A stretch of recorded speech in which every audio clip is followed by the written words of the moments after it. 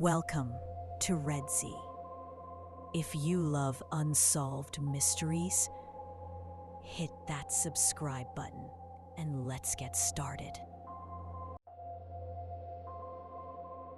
It's a warm summer evening on November 30th, 1948, just before 7 p.m.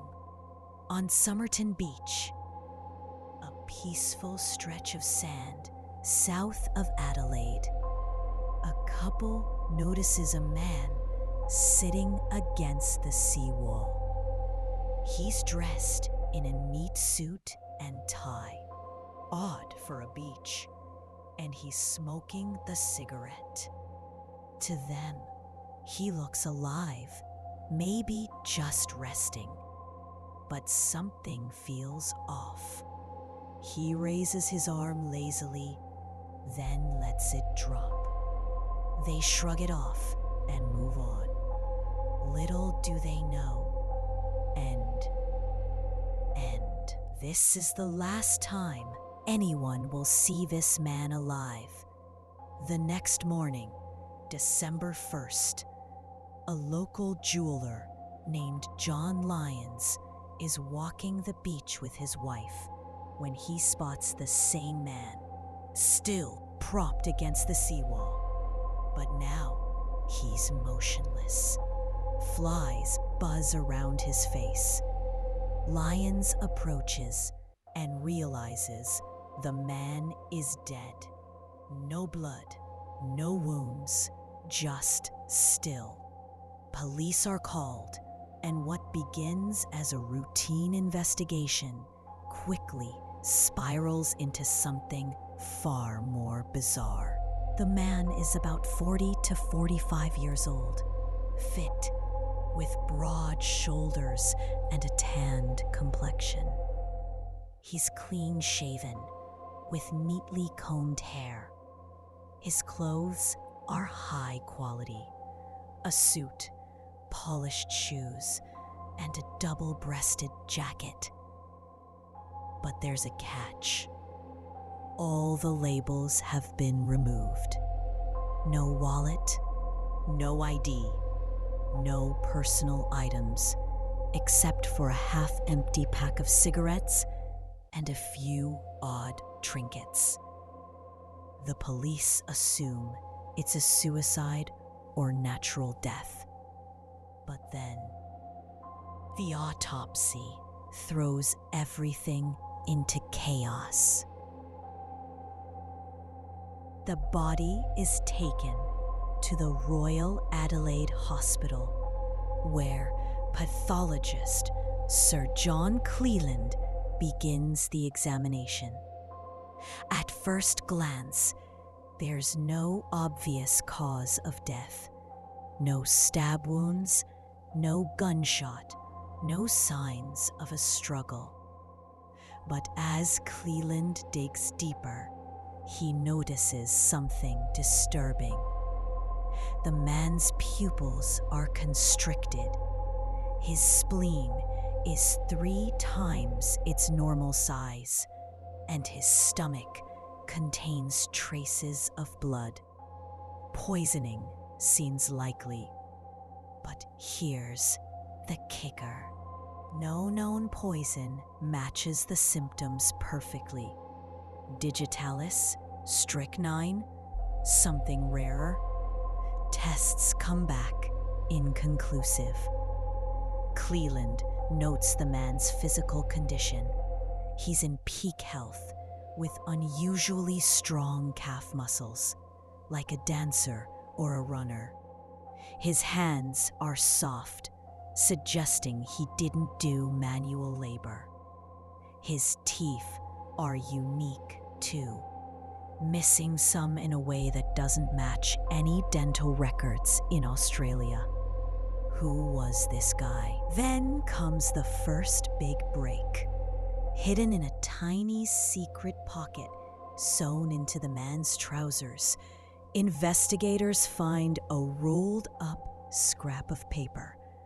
It's torn from a book, and printed on it are 2 words: Tamam Shud, Translated from Persian, it means "it is finished" or "the end." The phrase comes from a rare poetry collection called the Rubaiyat of Omar Khayyam, a book about life, death, and fate. Now the police have a lead, but it only deepens the mystery. They track down the exact copy of the Rubaiyat the scrap came from. A local man comes forward, saying he found the book in the back seat of his unlocked car near Somerton Beach around the time of the death. The final page is torn, and the scrap matches perfectly. Inside the book, scribbled in pencil, is an unlisted phone number and a strange code. 5 lines of seemingly random letters. Experts, including military cryptographers, try to crack it to this day. The phone number leads police to a woman named Jessica Thompson, a nurse living just half a mile from where the body was found. She's in her early 20s, guarded and visibly shaken when questioned. She claims she doesn't know the man, but when shown a plaster cast of his face, made to preserve his features, she nearly faints. She insists she's never met him, but police aren't convinced. Her story keeps shifting. She admits she once owned a copy of the Rubaiyat and gave it to a soldier she knew during World War II, a man named Alfred Boxall.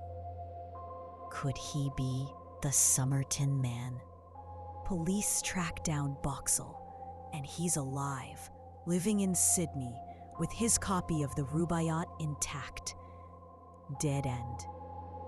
But Jessica's reaction lingers. Years later, it's revealed she had a son, Robin, born around 1947.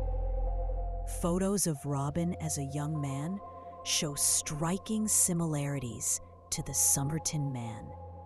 Same rare ear shape, same dental quirks. Was the Somerton Man Robin's father?